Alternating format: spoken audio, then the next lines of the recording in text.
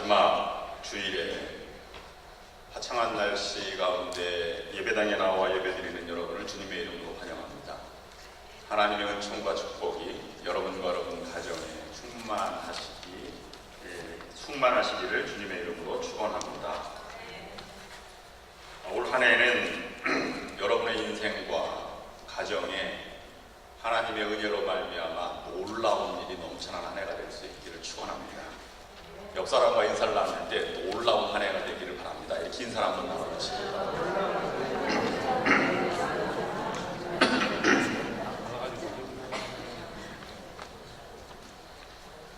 놀랍다라고 하는 말은 생각했던 상식과 예상을 뛰어넘는 상황을 만났을 때 우리는 놀라게 됩니다. 그래서 우리는 깜짝 놀랐을 때 여러분 어떻게 반응합니까? 주로 많은 사람들은 어머나 이렇게 반응을 하고 엄마 이렇게 반응하기도 하고 어떤 소녀들은 아버지 이렇게 반응기도 하고 믿음이 좋은 분들은 주님 아니면 주여 이렇게 반응하기도 합니다. 그리고 더 견딜 수 없으면 눈물이 막 나오고 발을 동동 굴고 여러분 무서움과 놀라움 공포가 있을 때도 놀라지만 그의 반대도 있습니다. 갑자기 진한 감동이 밀려올 때 예상을 뛰어넘을 때 우리는 놀라고 가슴이 두근두근 거리게 됩니다. 그리고 눈물이 나오죠. 올 한 해 여러분의 인생에 있어서 놀라운 일들은 어떤 큰 공포나 아니면 두려움 때문에 놀라는 한 해가 아니라 여러분 자신을 보면서 하나님의 은혜를 보면서 진한 감동이 밀려오는 놀라운 한 해가 될 수 있기를 원합니다. 믿음이 큰 분들 또는 어른이 되었다고 하는 증거는 어떤 어려운 점을 만났을 때 거기에 두려워 떨지 않고 역경을 헤쳐나갈 수 있는 지혜를 가지고 있거나 아니면 그것을 담대히 맞아들여서 이겨나가는 그런 능력을 우리가 가졌을 때 우리는 그것을 어른이다 또는 위대한 성품의 소유자다 이렇게 말을 합니다. 우리는 지금 만나도 큰 어려움을 만나면 어쩌지? 내가 어떻게 하면 좋지? 이 상황을 어떻게 헤쳐나가지? 라고 두려워할 때가 있는데 옛날 어른들은 그렇지 않았어요. 두벅두벅 그것을 걸어나가서 자녀들과 이웃 사람들에게 야, 저 속에 무엇이 들어있을까 하는 의구심을 갖게 만드는 경우도 있습니다. 그분들은 무엇인가 믿고 의지하는 데가 남다르기 때문에 그런 것입니다. 이미 인생을 통해서 그것을 경험했기 때문입니다. 낮은 울타리에 나온 실렸던 감동적인 소리입니다. 남편이 사업을 차렸어요. 근데 사업을 열심히 가정을 먹여 살리기 위해서 열심히 뛰다가 그만 어음이 결제가 되지 않아서 부도가 나고 말았습니다. 그 부도 금액이 너무 커서 이 사업을 문을 닫을 지경이 되었습니다. 남편은 갚을 방법이 없었습니다. 그래서 사방팔방으로 가정도 뒤로 하고 그 해결점을 찾아서 헤매게 되었습니다. 가족은 그가 어디서 무엇을 하고 있는지 아무도 알 수 없었습니다. 가정 형편은 무너질 대로 무너졌습니다. 아빠의 소식은 없지. 집에 돈은 들어오지 않아서 먹을 것은 떨어져 있지. 그리고 엎친 데 덮친 격으로 법원에서는 집달관들이 매일같이 찾아와서 남편이 어디 있느냐 소재를 파악하지. 아이들은 이런 상황에서 어떻게 내가 학교를 갈 수 있느냐 창피해서 못 가겠다라고 방 안에만 틀어박혀 있지. 이 아내는 숨이 막힐 것 같은 상황에서 여러분 생각하는 게 누구겠습니까? 친정어머니가 갑자기 딱 생각이 났습니다. 어머니께 가서 무조건 찾아가서 사정을 알아보고 싶은 인지상정의 마음이 든 것이지. 엄마를 찾아갔습니다. 찾아가자마자 눈물이 막 쏟아졌어요. 엄마, 너무너무 힘들어요, 살아가기가. 어머니는 갑자기 부엌에 들어가서 3개의 냄비를 준비하고 거기에 각각 물을 넣고 끓이기 시작했습니다. 그리고 첫 번째 냄비에는 당근을 넣었고 두 세 번째 냄비에는 커피를 한 숟갈 넣었습니다. 한참 동안 시간이 지난 다음에 불을 끄고 어머니가 딸을 불러서 이렇게 얘기했습니다. 이 세 가지는 모두 역경의 처에 있는 것이란다. 뜨거운 물이 바로 그 역경이지. 그렇지만 세 물질은 전부 다르게 반응했지. 당근은 얼마나 딱딱하고 고기 아주 강하고 강한 채소 아니냐. 그런데 끓는 물과 만난 다음에 그는 부드럽게 되고 말았다. 달걀은 너무 연약하지. 끓는 물에 갑자기 견딜 수 없어서 그 껍질이 알맹이를 보호할 수 없게 나약한 존재지만, 그러나 끓는 물을 통해서 달걀은 강해지게 되었고, 그리고 깨진 껍질을 감싸 안을 수 있게 됐지. 그리고 중요한 것은 커피란다. 커피는 참 독특하지. 끓는 물에 들어간 다음에 그는 자신이 아니라 그 물을 변화시키는 거야. 딸아이는 눈물을 흘렸습니다. 어머니가 보여주신 지혜에 감동을 한 것이죠. 진한 감동은 평안할 때 찾아오는 것이 아닙니다. 역경 가운데 어떻게 하나님을 경험하고 헤쳐나가는가가 우리 진한 감동으로 찾아오는 것입니다. 우리 인생에도 견딜 수 없을 만큼 역경과 고난이 찾아옵니다. 그 속에서 우리는 두려움에 떨 수도 있고 감동을 만들어갈 수도 있습니다. 우리는 믿음의 사람으로 하나님의 능력을 믿는 진한 감동을 만들어가 그 역경을 오히려 기회로, 하나님의 은총으로, 기적으로, 놀라운 일로 승화시키는 우리 믿음의 여정이 되어야 할 것입니다. 오늘 말씀은 예수님이 동생회를 출발하면서 회당에서 설교하신 다음에 이 백성들의 반응을 나타냈던 두 사건을 기록하고 있습니다. 두 번 다 백성들이 놀라게 되었어요. 첫 번째는 설교한 다음에 백성들이 놀랐고, 두 번째는 귀신 들린 사람을 고쳐준 다음에 백성들이 다 놀랐다는 표현을 쓰고 있습니다. 궁금한 것이 있습니다. 예수님이 회당에서 왜 설교를 했을까? 우리가 궁금한 것은 예배당에 이렇게 나오면 설교자가 이전에 정해져 있고 안수받은 사람이 있고 이런 것이 신앙 공동체인데, 그 당시에 유대인 회당은 어떻게 되었을까가 이해하는 출발점이 될 수 있겠습니다. 회당은 언제부터 출발하게 되었느냐 하면 바벨론 포로 시기부터 출발하게 되었습니다. 성전을 멀리 떠나서 포로 생활을 가는 그들에게 있어서 예배 초소를 마련하기가 어려웠습니다. 성전에 정기적으로 올라갈 수가 없었고요.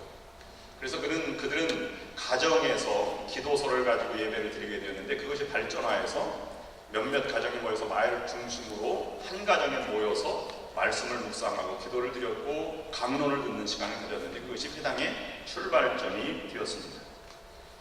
팔레스타인에 돌아와서도 성전에 들어가기보다는 이 회당 전통이 그대로 남아서 팔레스타인 먼 곳에 가버나움이라고 하는 갈릴리 주변 견들이 도시라든지 벳세다라고 하는 지역에도 회당이 있었습니다. 가나에도 물론 회당이 있어서 모든 마을마다 회당이 존재하게 되었습니다.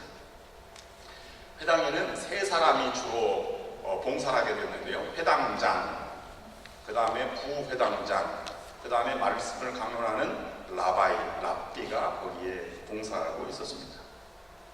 그리고 회당은 예루살렘의 가버나움에 가면 회당을 이제 보게 되는데, 초기의 회당은 건물이 하나였어요. 옛날에 예배당이 하나여서 거기에서 모든 것이 이루어지듯이 하나로 이루어졌다가, 나중에 이제 예배드리고 기도하는 공동체 공간이 따로 있었고, 그 다음에 질의응답하는 교육하는 장소가 따로 돼 있는 그 회당도 있게 되었습니다.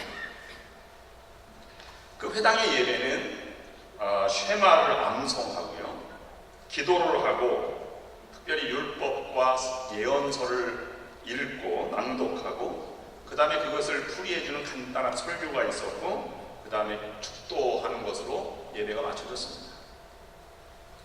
이것이 초대교회가 예배 형식으로 나아갈 때 가정교회가 이렇게 출발한 것입니다. 초대교회도 성경 낭독, 시편과 찬송, 기도, 설교 또는 강론, 신앙고백, 헌금, 축도 이런 식으로 이제 마무리가 되게 되었는데 회당 전통에 이어지게 된 것입니다. 그러므로 예배가 기독교 처음으로 출발한 것이 아닙니다. 회당 전통이 있었던 것이죠.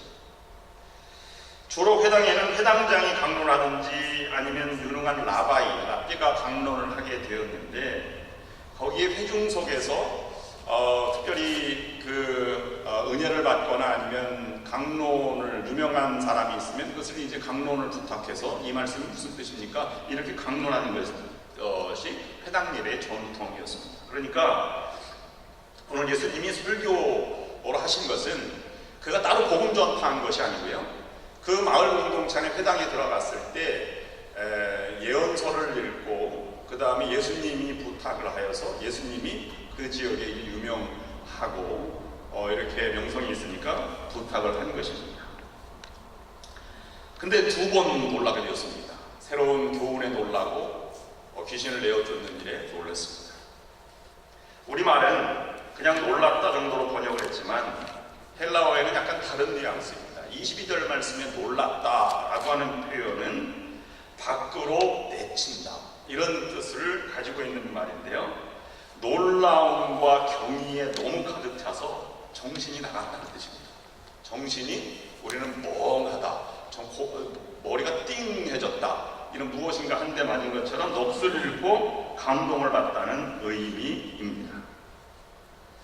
27절 말씀에 다 놀랐다는 말은 충격을 더했을 때 하는 것입니다. 그건 두 번째 놀라는 것이니까 이것이 무엇인가 라고 그 놀라움에 압도당하다 라는 뜻으로 쓰여지게 된 단어입니다. 너무도 교훈과 이적이 이전과는 달랐기 때문입니다. 그들은 압도당했고 깜짝 놀랐습니다. 그들의 양심이 막 도동치기 시작했습니다. 이것이 거기에 그치지 않게요. 초대교회 성도들, 특별히 베드로가 설교할 때도 그들이 양심의 가책을 받아서 회개의 역사가 일어났고 바울이 복음 전파할 때도 그들은 예상 밖의 놀라운 일들이 일어나서 기독교 복음이 유럽과 아시아에 전파되게 된 것입니다. 여러분들도 이 놀라운 새 교훈에 이미 들어와 있는 것입니다. 놀라운 세계에 본문을 통해서 주는 교훈입니다. 사람에게 감동을 주는 놀라운 일들이 우리가 복음 안에서 우리가 이루어졌다면 다른 사람에게도 이 놀라운 일들이 여러분을 통해서 일어날 수 있기를 원합니다. 예수께서 무리를 놓고 말씀하셨지만 군중에 앉아서 말씀을 들었던 사람들도 놀라고 함께했던 제자들도 놀랬고 그것이 그 밖으로 퍼져나가서 공생애라는 것으로 출발하게 된 것입니다. 무엇이 그들을 놀라게 하였는지를 이 강론 설교와 새로운 교훈과 귀신 들린 자를 고치는 것에 대해서 우리가 묵상해 보겠습니다. 그들은 그 강론 또는 설교 가운데 권위 있는 가르침에 그들은 놀랐습니다. 1장 22절 말씀입니다.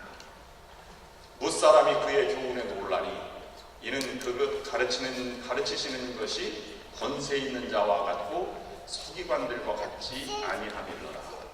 큰 키워드가 있는데요. 권세 있는 자와 같다. 서기관들과 같지 않다. 이런 표현을 우리가 볼 수 있는 것입니다. 무엇인가 압도당하는 영적인 권위를 느끼게 되었다는 것이지. 왜 영적인 권위나 서기관들과 다르다는 표현은 무엇일까? 거기에는 권위가 어떻게 해서 우리가 형성되고 영향을 끼치고 나오는지를 분명히 알아야 합니다. 말씀을 똑같이 대하지만 서기관들과 예수님은 전혀 다른 관점으로 접근에 들어갔기에 그들은 놀란 것입니다. 첫 번째 접근 방법은 자기에게 주신 말씀을 선포했고 그 말씀대로 살아갔다는 분명한 원칙입니다. 우리도 말씀을 받아요. 그런데 내게 주신 말씀이라고 받을 때도 있고 내게 주신 말씀이지만 실천하기 어렵다고 판단할 때도 있어요. 그런 권위가 나오지 않는 것입니다. 은혜를 받았다라는 것으로 그냥 만족하고 마는 것이죠. 사람들이 놀랄 만한 것이 아무것도 없습니다.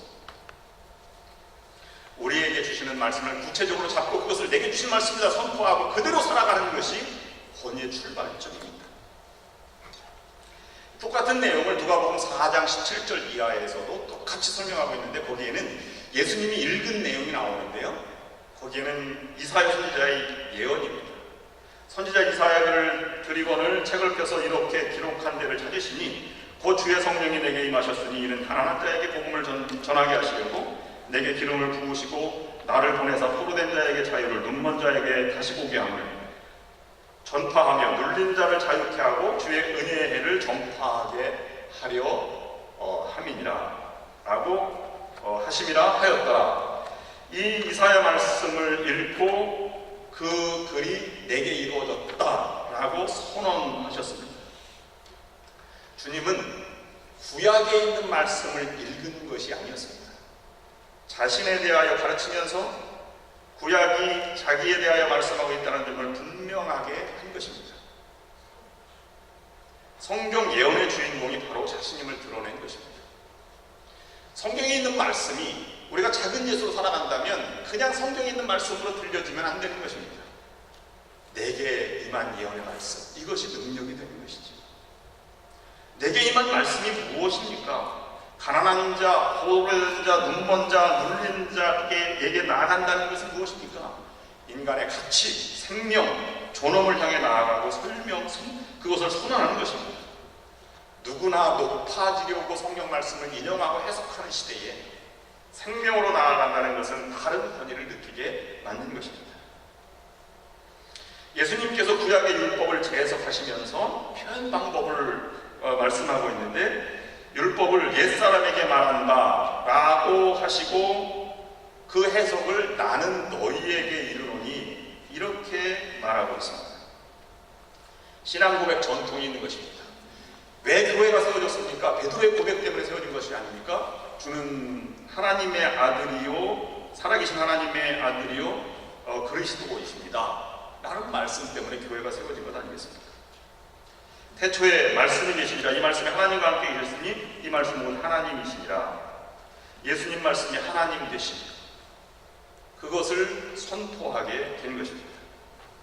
여러분, 매주일 아니면 성경 문제를 하면서 성경 공부를 하면서 성서 일과를 하면서 우리는 성경을 대합니다. 여러분 삶에 주시는 말씀을 가지고 계십니까? 그 말씀을 받으십시오. 그리고 그대로 한번 살아보시기를 바랍니다. 그것이 권위와 감동을 만들어내는 출발점이 된 것입니다. 그 말씀을 통해서 우리는 너희가 행하는 모든 삶의 동기가 무엇이냐, 그리고 너의 삶의 주인이 누구이냐를 분명하게 드러내는 말씀으로 다가올 수 있는 것입니다.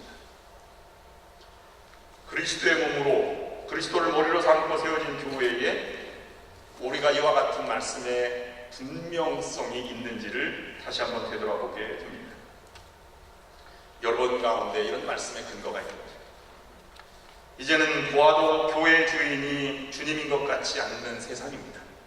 아무리 보아도 주님이 드러나지 않기 때문입니다. 두 번째 권위는 자기의 언어와 삶으로 말씀을 표현하였다는 것입니다. 서기관들과 바리새인들도 거룩하게 그 말씀을 지키려고 부단히 노력하였습니다. 최선을 다해서 노력했죠. 그런데 예수님이 실천하려는 것과의 차이점은 무엇입니까? 서기관들과 바리새인들은 율법적인 형식적 준수를 강조하고 있는 반면에 예수님은 내가 이르노니 자신의 언어와 삶으로 이 말씀을 표출해내고 있다고 하는 것입니다. 우리의 삶에 정말로 하나님 말씀이 능력이 된다고 하면 간증을 듣고 은혜를 받는 것으로 멈춰서서는 안 된다는 것입니다. 여러분, 다른 사람의 간증이 나에게 영향이 있는 것이 아닙니다. 내게 주신 말씀으로 내가 살고 표현해야 하나님의 살아계심을 증거할 수 있는 것입니다. 간증은 듣는 것이 아니라 내가 써갈 때 간증의 능력이 나타나는 것입니다. 부인의 치맛자락을 붙잡고 천국에 갈 수는 없는 노릇입니다. 큰 교회에 다니는 사람들은 자부심이 대단합니다. 자기의 교회가 얼마나 훌륭하고 얼마나 큰 사역을 감당하는지를 자랑 삼아 늘어놓습니다. 그런데 자신의 삶은 거기에 부합되지 않습니다. 그저 묻어가는 신앙으로 권위를 따라가려고 하면 내 권위가 되지 못하는 것입니다. 영적인 권위는 말에서 하나님이 나타날 때 나오는 것입니다. 여러분들도 여러분의 말에 예수님이 묻어나고 또 그것을 실천해 나가서 권위가 나오는 여러분들이 될 수 있기를 바랍니다. 사람들은 그렇게 보지 못해요. 제자들도 그랬다니까요. 마태복음 5장 11절 12절 말씀에 이렇게 기록하고 있습니다. 나로 말미암아 너희를 욕하고 박해하고 거짓으로 너희를 거슬려 모든 악한 말을 할 때에는 너희에게 복이 있나니 기뻐하고 즐거워하라. 하늘에서 너희의 상이 크니라. 적어도 산상수훈에서 예수님을 따르고자 하는 사람들은 이와 같은 삶을 살아라 라고 말하고 있는데 사람들은 두려워해서 그 길을 가지 않는 것입니다. 그러니 권위가 나오지 않는 것입니다. 어떻게 저런 권위가 나올 수 있습니까? 그것은 박해를 두려워하지 않는, 즉 죽음을 극복한 사람만이 가질 수 있는 권위가 나와야 한다고 하는 것입니다. 죽음의 심판의 문제가 해결되지 않으면 우리는 영원히 권위를 가질 수 없는 것입니다. 요한복음 13장 1절 말씀에는 이렇게 기록하고 있습니다. 6월절 전에 예수께서 자기가 세상을 떠나 아버지께로 돌아가실 때가 이른 줄 아시고 세상에 있는 자기 사람들을 사랑하시되 끝까지 사랑하시니라. 여기에 죽음을 극복하고 두려움을 극복하고 말씀을 받아 살아가는 삶의 자세가 있는데요, 그것은 넓게 모든 것을 바라보는 것이 아니라 내게 다가오는 한 사람을 바라보고 거기에 최선을 다해서 생명을 불어넣고 말씀을 적용하고 살아가는 삶의 자세를 가르쳐 말하고 있는 것입니다. 그러기에 과감했고 그러기에 역동적이었고 강력한 명령의 교훈을 심어주게 된 것입니다. 테레사 수녀는 사랑에 대해서 이렇게 말했습니다. 나는 결코 대중을 구원하려고 한 적이 한 번도 없습니다. 난 다만 내게 다가오는 한 사람을 온 마음을 다해 생명을 바쳐 바라봤을 뿐입니다. 난 한 번에 단지 한 사람만 사랑할 수 있다. 한 번에 단지 한 사람씩만 따라서 당신도 시작하고 나도 시작하는 것이다. 이렇게 말을 하였습니다. 그 다음에 예수님의 행동도 크게 놀라움을 가지게 되었는데요. 1장 23절부터 26절까지 있는 말씀에 보면 회당에 더러운 귀신 들린 사람이 있어 소리질러 가라되 나사렛 예수여 우리가 당신과 무슨 상관이 있나이까? 우리를 멸하러 왔나이까? 나는 당신이 누구인 줄 아오니 하나님의 거룩한 자이니이다. 예수께서 꾸짖어 가라사대 잠잠하고 그 사람에게서 나오라 하시니 더러운 귀신이 그 사람으로 경련을 일으키게 하고 큰 소리로 지르며 나오는지라. 사람들이 왜 놀랐을까요? 이 축사 때문에 놀랐을까 하는 생각도 가져보게 됩니다. 여기에서 이 사건은 첫 번째 귀신을 내어쫓는 사건입니다. 창세기에 보면 여인의 후손이 뱀의 머리를 밟을 것이고 뱀에게 너는 그의 뒷발꿈치를 밟겠다는 예언이 있습니다. 이제 사단이 지배하는 아담으로부터 타락한 세상이 새로운 영적 질서로 영적인 구테타로 예수 그리스도의 새로운 시대가 도래하고 새로운 영적인 시대가 찾아왔다는 것을 그들이 선언했던 것입니다. 그러므로 그 삶은 전혀 다른 삶으로 나아가는 양상을 띠게 된 것입니다. 사람들이 놀라는 것은 예상을 뛰어넘는 반전이 있기 때문입니다. 우리들도 다른 사람과 근본적으로 다른 무엇을 가지고 있어야 하는 다른 행동을 가질 수 있습니다. 예수님은 나는 이제 복음의 시대에 살아가고 있다. 억눌린 자와 가난한 자를 위해서 나아가고 있다. 귀신 들린 자, 이런 악한 영의 세력에 나는 결코 지배되지 않는다. 이런 당당한 모습이 있었다고 하는 것입니다. 본질이 달라야 행동을 다르게 할 수 있습니다. 예수님의 본질은 하나님이셨기에 이렇게 행동할 수 있는 것입니다. 그러면 우리도 다른 것이 무엇이 있겠습니까? 하나님의 자녀입니다. 그러므로 그 하나님의 자녀를 위해서 나아가는 능력은 전혀 다른 것입니다. 이 유대인들이나 서기관들은 기도하면 모든 것이 이루어진다고 생각했지만 하나님의 뜻을 저버린 기도가 잘못되었다는 것을 알지 못했습니다. 왜냐하면 인격적으로 하나님을 만나지 못했고 그 시대를 받아들이지 못하였기 때문입니다. 두 번째, 그러면 본질이 달라야 행동이 달라진다고 하는 것인데 본질이 무엇이냐? 본질은 변하지 않는 것을 본질이라고 말하는 것입니다. 하나님의 자녀가 되었으면 우리는 절대 하나님의 자녀에서 떨어져 나갈 수 없는 당당한 본질을 가지고 있는 것이 중요한 것입니다. 물은 수증기도 물이고 얼음도 물입니다. 끝까지 변하지 않는 것이 바로 이 H2O, 수분이라고 하는 것이죠. 그런데 우리는 그런 전통적인 습관에 젖어 있던 사람들에게 이것을 우리는 다르게 받아들이는 그들에게 예수님은 다르게 접근한 것입니다. 마태복음 13장 53절 보면 이렇게 말씀하고 있어요. 새 시대를 받아들이지 않는 유대인들을 가르쳐 말하고 있는 것인데요. 이 사람의 이런 지혜와 능력이 어디서 왔느뇨? 이는 그 목수의 아들이 아니뇨? 그 모친의 이름은 마리아요? 그 형제들과 자매들도 우리가 다 잘 아는 사람이 아니뇨? 이렇게 선입견을 가지고 본다고 하는 것입니다. 우리가 다 알고 있는 저 사람이 뭐가 달라졌을까? 라고 말하는 선입견을 가지고 하니까 놀라운 일들이 일어나지 않는다고 하는 것입니다. 요한복음 6장 26절에도 보면 이런 사람들의 반응을 보고 있는데요. 그때부터 그의 제자 중 많은 사람이 떠나가고 다시 그와 함께 다니지 아니하더라. 그래서 6장 68절 말씀에 너희도 떠나려느냐? 라는 질문에 베드로가 대답합니다. 주여 영생의 말씀이 주께 있사오니 우리가 누구에게로 가오리까? 우리가 주는 하나님의 거룩한 자신인 줄 믿고 알았사옵나이다 라고 기록하고 있습니다. 끝까지 본질을 잡은 제자들처럼 우리도 본질, 하나님의 자녀된 신분에 대한 거룩한 존재의식을 잃지 않는 것이 중요한 것입니다. 마지막, 그러면 본질이 무엇인가?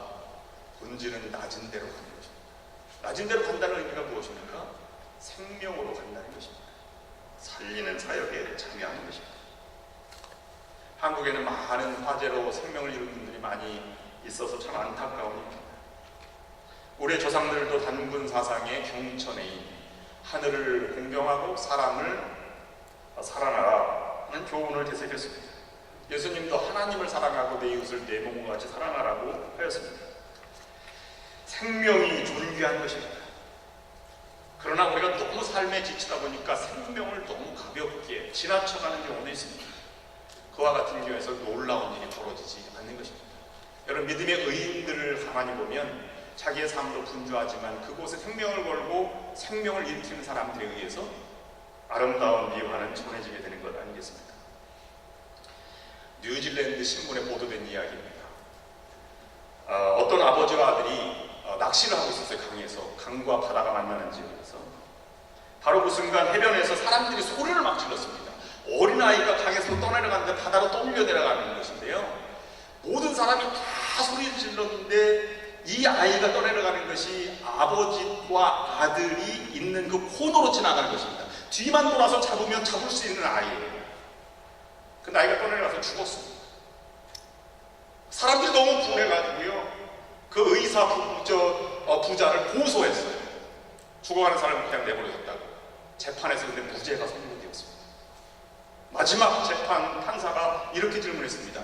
이렇게 사람들이 다 질문하고 아우성 치는데 정말 그 소리를 못 들었단 말입니까? 아버지 의사가 대답했어요. 못 들었습니다. 우리는 지금 수십 년 만에 아버지와 아들이 낚시를 하는데 지금까지 낚시가 한 번도 안 됐습니다. 그런데 그 순간에 낚시가 막 고기가 잡히기 시작하는 것입니다. 다른 소리는 절대 전혀 듣지 못했습니다. 라고 말했다는 것입니다. 우리의 현실도 비슷합니다. 생명을 일으키는 일은 낮아지는 것인데 다른 사람 소리를 예민하게 듣는 것입니다. 그리고 그 사람에게 온 정성을 다 쏟는 것입니다. 온 교회가, 온 성도들이 다 쏟을 때 거기에서 놀라운 기적과 감동의 역사가 시작되는 것 아니겠습니까? 우리 교회가, 여러분들의 삶이 이와 같은 생명을 살리는 놀라운 사역의 한 해가 될 수 있기를 주님의 이름으로 축원합니다. 기도하시겠습니다. 우리는 다른 사람과 말이 다르고 생각이 다르고 새로운 가르침을 따르는 믿음의 성도들이 될 수 있도록 인도하여 주시옵소서. 그러므로 생명을 살리고 세상이 감동하여 놀라는 역사가 우리를 통해서 나타날 수 있도록 인도하여 주시옵소서. 예수 그리스도의 이름으로 간절히 기도드립니다. 아멘.